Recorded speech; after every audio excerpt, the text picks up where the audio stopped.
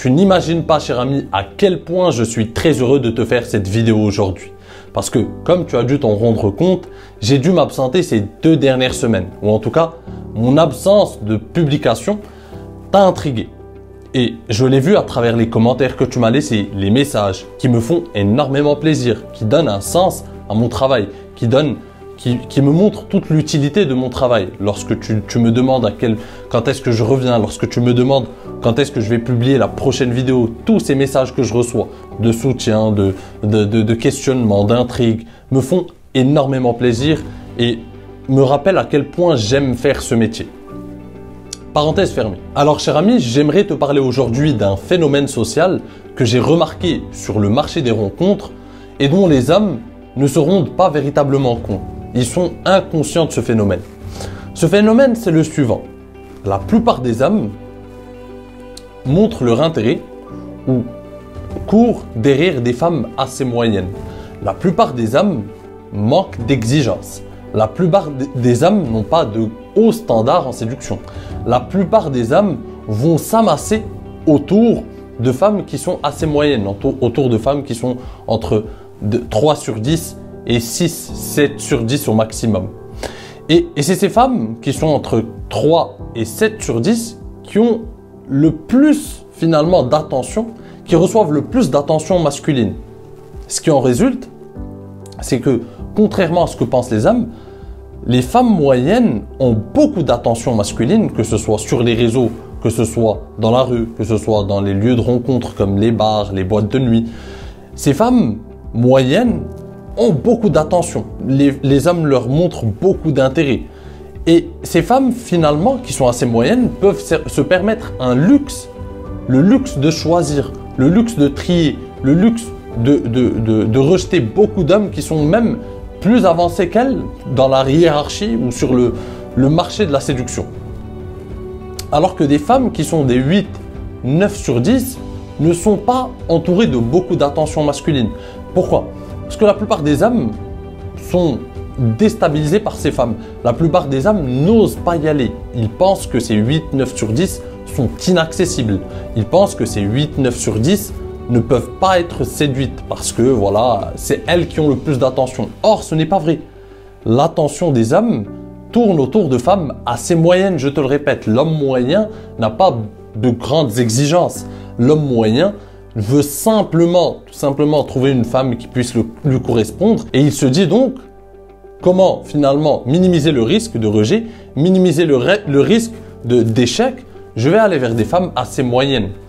Et il se dit c'est comme ça que je vais minimiser le risque. Or, c'est la stratégie de la plupart des hommes. Et ce qui va se passer encore une fois, c'est que ça va monter la valeur de certaines femmes qui sont assez moyennes, ou en tout cas la valeur perçue. Ces femmes vont croire ou vont prétendre à une valeur qui n'est pas la leur finalement. Parce qu'elles sont physiquement des femmes entre, encore une fois, 3, 4 sur 10 et des 7 sur 10. Elles vont se prendre pour des femmes qui ont 2 ou 3 points de plus. Ce qui se passe généralement, c'est que ces femmes qui sont des 8, 9 sur 10, ces femmes qui ont un sexual market value très haut, très élevé, eh bien en fait, elles ne sont courtisées que sur les réseaux. Pourquoi ? Parce que les hommes ont de l'audace sur les réseaux. Ça ne coûte pas grand-chose d'avoir de l'audace sur les réseaux. C'est facile d'avoir de l'audace sur les réseaux. Et donc, ce que les hommes n'osent pas tenter dans la vraie vie, ils l'osent sur les réseaux. Et donc, sur les réseaux, les 8, 9 sur 10, les vrais fantasmes des hommes, ces missiles, sont assez courtisés sur les réseaux. Mais seulement sur les réseaux. Dans la vraie vie, on n'ose pas généralement les aborder. Ces 8, 9 sur 10, dans la vraie vie, on n'ose pas finalement passer à l'action parce qu'on les trouve inaccessibles. Et encore une fois, les femmes qui sont abordées partout, que ce soit sur les réseaux, dans la rue, dans la vie en général, ce sont des femmes assez moyennes. Et là, tu es sûrement en train de te dire « Oui, mais tonton Kamal, c'est bien beau tout ça. C'est bien beau toute cette théorie.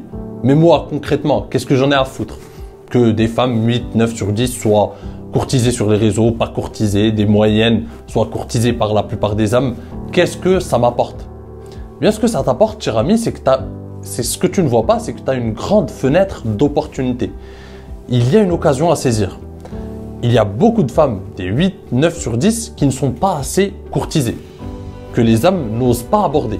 Et là, il y a une possibilité, parce que ces femmes, de 1, n'ont pas besoin de beaucoup de validation comme les femmes moyennes, parce que les femmes moyennes sont généralement un peu physiquement moyennes, elles ont besoin de beaucoup plus de validation, elles ont besoin d'être encore plus rassurées. Or, une femme 8, 9 sur 10, elle est assez belle, elle sait qu'elle est très belle, elle sait que généralement, elle déstabilise les hommes et que généralement, seuls des hommes très audacieux vont venir l'aborder. Et donc, toi, si tu vas l'aborder, tu rentres dans ce cercle fermé des hommes audacieux. Tu fais partie de cette élite d'hommes. Et tu court-circuites tout ce processus.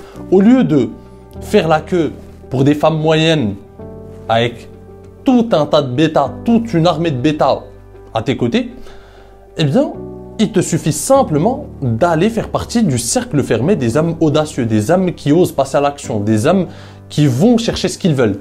Et ces hommes-là, ils vont vers des femmes 8, 9 sur 10, celles que les bêtas n'osent pas aborder. Et c'est tout le hack sur le marché de la séduction. La croyance collective nous pousse finalement à avoir des comportements tels que aller aborder des femmes qui sont assez moyennes parce qu'on se dit ce sont des femmes, ce sont des cibles plus faciles, des cibles plus abordables. Une belle femme ne va pas me donner l'heure. Une belle femme va être beaucoup plus dure à séduire. Ce qui se passe généralement, c'est que c'est l'inverse. Une belle femme est assez confiante en elle, c'est vrai. Elle a assez de confiance, elle connaît sa valeur. Mais ensuite, si toi, tu es confiant, si toi, tu es un homme de grande valeur, si toi, tu es un homme qui prend soin de son développement personnel, si tu travailles sur toi-même et si tu travailles sur tes compétences sociales, si tu essaies d'avancer, si tu es quelqu'un d'ambitieux et que tu vas lui parler et que tu oses aller l'aborder, tu lui montres des qualités masculines puissantes et tu as toutes tes chances. Alors effectivement, il va y avoir un truc physique, il va y avoir finalement des attentes physiques, etc. Mais crois-moi que les moyennes ne sont pas aussi faciles. Elles ont des attentes physiques parce qu'elles ont l'habitude maintenant d'être abordées par toute une armée d'hommes qui leur donnent de la validation. Et en plus de ça, il faut les rassurer. Il faut leur donner une tonne de validation, il faut les rassurer et tu n'es pas sûr finalement de les avoir parce que tu es en concurrence avec des tas de bêtas qui leur donnent les mêmes choses et tu rentres dans une sorte de queue. Et en jouant à ce jeu, en fait, tu rentres dans ce cercle où tu n'es qu'un numéro dans une salle d'attente et ça diminue ta valeur d'homme. Or, en court-circuitant tout ça et en allant vers des femmes belles, des femmes qui sont bien classées qui sont élevées sur la hiérarchie du marché de la séduction, eh bien, tu montres que tu fais partie d'une élite d'hommes qui ne fait pas la queue, d'une élite d'hommes qui veut ce qu'il y a de meilleur et tu n'as pas peur de l'annoncer haut et fort en allant aborder des femmes qui ne sont pas abordées par la majorité des hommes, tout simplement. Et ça, l'expérience me l'a apprise, cher ami. J'ai même été rejeté plusieurs fois par des femmes assez moyennes qui ont même réussi à des moments de ma vie où j'étais plus jeune, où je manquais d'expérience, à me faire douter de mon charisme naturel, me faire douter de ma capacité à séduire, me faire douter de mon attraction envers l'attraction que je peux avoir sur le sexe opposé. Elles ont même réussi à me faire douter de ça. Et à l'inverse, j'ai réussi à séduire des femmes beaucoup plus belles, que celles qui m'ont rejeté. Et c'est là que j'ai compris. C'est là que j'ai compris que des femmes belles, en fait, elles sont beaucoup plus faciles à séduire. C'est en répétant le processus, ça m'est arrivé tellement de fois que j'ai compris que des femmes belles sont beaucoup plus faciles à séduire. Beaucoup plus simples, beaucoup moins drama, beaucoup moins... Je dois mettre beaucoup moins d'efforts à les rassurer. Elles sont dans la même ligne que moi. On est sur la même longueur d'onde.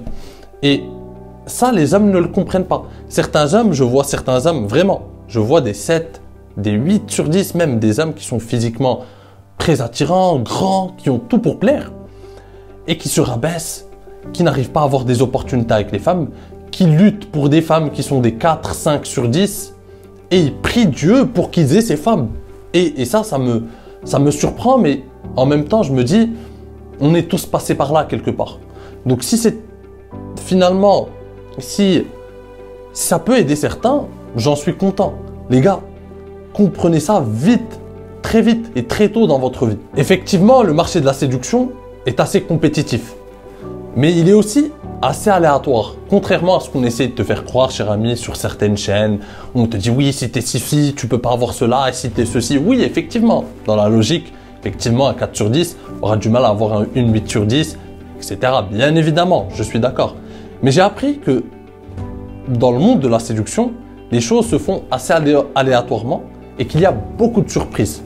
Et que la seule chose de vrai, cher ami, c'est de tenter. La seule chose qui est importante, c'est de tenter. Parce que si tu ne tentes pas, tu ne sauras pas. Tout le reste n'est que littérature. Tout le reste n'est que théorie. Tout ce qui est vrai, c'est d'aller tenter ta chance. Je suis parti séduire, j'ai cru en tout cas séduire des femmes qui étaient à ma portée et j'ai cru que ces femmes étaient dans ma poche. C'était dans la poche, c'était facile. Et finalement, je n'ai pas réussi à les séduire. Et à l'inverse, je suis parti aborder des femmes à reculons en n'étant pas du tout confiant sur le fait que je vais avoir quelque chose, en n'étant pas véritablement enthousiaste à cette idée. Et dès lors que je les ai abordées, j'ai vu dans la lueur de leurs yeux qu'il y avait quelque chose. Elles m'envoyaient tous les signaux d'intérêt qu'il fallait m'envoyer pour que je les aborde. Mais finalement, elles me les ont envoyés, elles me les ont montrés, elles me les ont exprimés qu'une fois que je les ai abordées. Et ces femmes, j'ai réussi à les convertir en véritable histoire, en quelque chose de plus concret. Donc finalement, rien n'est vrai tant que tu n'as pas abordé.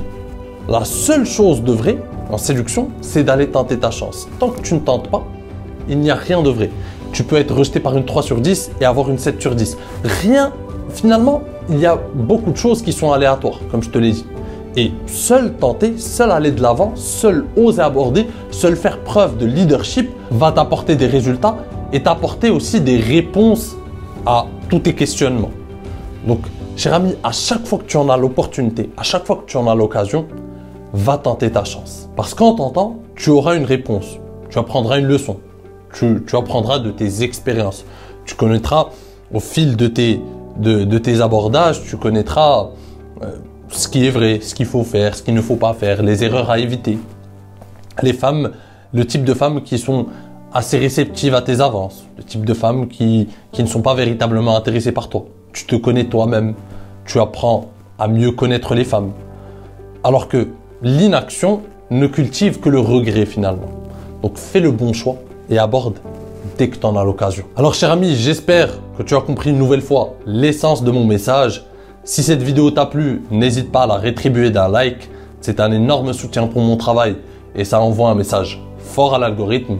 Sur ce, je te dis à la prochaine. En attendant, prends soin de toi et surtout, reste séduisant. Ciao!